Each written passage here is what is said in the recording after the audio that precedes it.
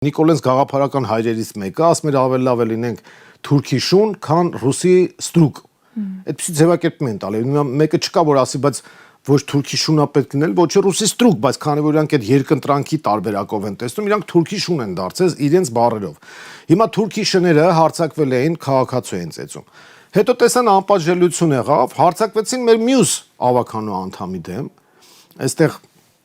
կոռուպցիան մի անդամներ բացահայտել, մյուս անդամի դեմ են հարձակվել եւ ընտանիքին պատկանող մեքենան այրել են։ Իդեպ նշվեց, որ արդեն կա ձերբակալված անձ։ Հա, բայց այդ ձերբակալվածը մեզ այդ քիչ է հետաքրքրում։ Մեզ հետաքրքրում է մոտիվացիայի բացահայտումը։ Մեզ հետաքրքրում է Գևորգ Ստեփանյանը անձնական թշնամիներ չունի, անձնական կոնֆլիկտի մեջ չի որևէ մեկի հետ, մեր ավականու անդամն է Երևանի Մայր Հայաստան խմբակցության։ Եվ այրում են, ընդ որում, եթե շուտ չզարթնեին, հարևանները չօգնեին, որ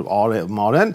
շենքին տանը սեփական տունը, մոտեր, հրդեհը կպներ, ասենք երեխեքը այդտեղ քնած էին, ապակին կոտրվեր ու կրակը, ասենք, ներս թափանցեր, փաստորեն սա աբեկչություն է տեղի ունեցել։ Քաղաքական մենք միանշանակ գնահատում ենք քաղաքական